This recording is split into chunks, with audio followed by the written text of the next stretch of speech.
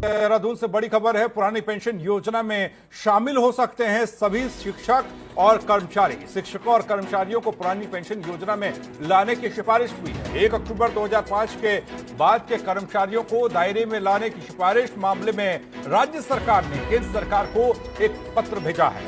शिक्षक और कर्मचारी खुद को पुरानी पेंशन के दायरे में लाने की मांग कर रहे हैं। अक्टूबर 2005 के बाद से पुरानी पेंशन के दायरे में लाने की मांग हो रही है। पुरानी पेंशन बहाली के लिए कर्मचारी चला रहे हैं आंदोलन। लगातार कर्मचारियों का आंदोलन देखा जा रहा है। ऐसे में पुरानी पेंशन बहाली के लिए कर्मचारी लामबंद हुए तो इधर सरकार ने भी पहल की है। पुरानी पेंशन योजना में शामिल हो सकते हैं शिक्षक और कर्मचारी। कर्मचारियों की ये डिमांड है।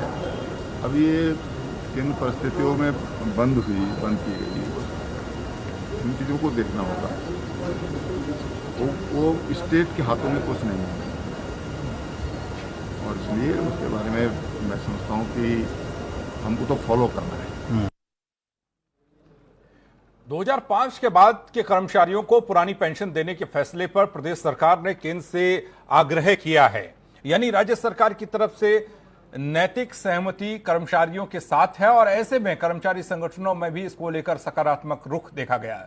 राज्य कर्मचारी संयुक्त परिषद के कार्यकारी महामंत्री अरुण पांडे का कहना है कि एक अच्छा कदम है, अच्छी पहल है। सरकार को अपने स्तर से ही पुरानी पेंशन देने का काम करना चाहिए।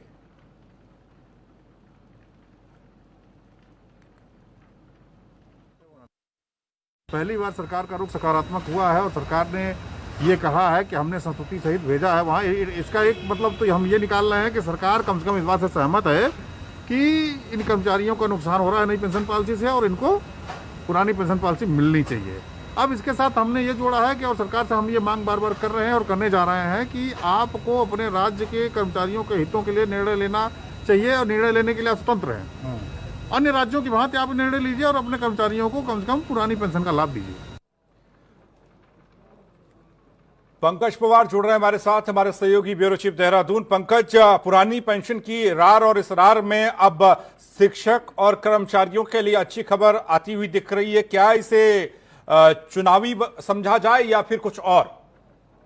देखिए, अगर कहा जाए तो सरकार की अपनी मंशा है, लेकिन जो जरूर विपक्ष इसे चुनावी ही कहेगा। और सबसे बड़ी बात यह है कि सरकार की तरफ, सरकार के हाथ बंधे हुए हैं। उनका ये कहना है कि हम इस पर फैसला नहीं ले सकते, लेकिन ये है कि अपनी तरफ से नैतिक सहमति अगर कोई राज्य चाहेगा ही नहीं तो उनके कर्मचारियों को वो व्यवस्था मिलेगी नहीं। तो ऐसे में राज्य सरकार ने अपनी तरफ से एक जरूर प्रस्ताव केंद्र की तरफ सरकार दिया है और कहीं ना कहीं अपने कर्मचारियों को खुश करने की भी बात है, क्योंकि कर्मचारी लगातार ही बात कर रहे हैं कि राज्य अपनी बात तो रखे और केंद्र के सामने कि केंद्र सरकार को ये तो पता चले कि उनका राज्य अगर एक राज्य में वो हो रही है तो राज्य क्या चाहता है। तो कुल मिलाकर ये एक बड़ा फैसला सरकार ने लिया है और पुरानी पेंशन को लेकर जिस तरीके से नई पेंशन से कई नुकसान जो है वो कर्मचारियों को हो रहे हैं, उसको लेकर वो कहीं ना कहीं खींच में है, उनको निराशा हो रही थी। तो ऐसे में कहीं ना कहीं मुख्यमंत्री और सरकार के इस फैसले के बाद उनमें जरूर उत्साह का संचार हुआ है। जी पंकज, थोड़ा समझना चाहेंगे, 1 अक्टूबर 2005 के बाद से ही कर्मचारियों की पुरानी पेंशन वाली जो बात थी वो नई पेंशन लागू हुई और उसके बाद प्रदर्शन, आंदोलन, लगातार ये मांग कि पुराने पेंशन के दायरे में लाया जाए। थोड़ा पीछे से अगर देखें तो आज क्या निकल कर आता है?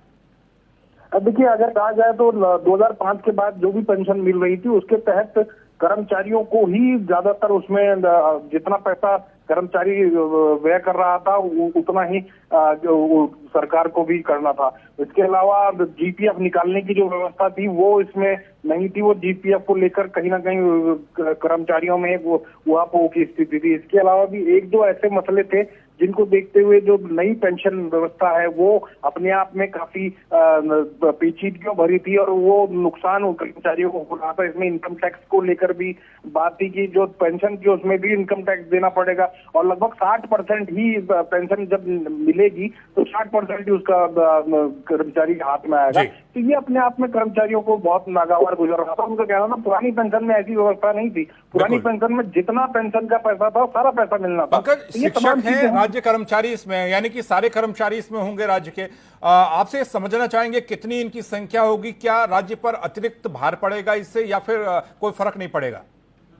अब देखिए कोई फर्क वैसे तो नहीं होना है, लेकिन उसमें थोड़ी बहुत जो पेचीदगियां जो पेंशन के उसमें इनकम टैक्स में जाता है उसमें थोड़ी सी कमी हो सकती है, लेकिन जो पेंशन मिलती रही है वो तो मिलेगी ही।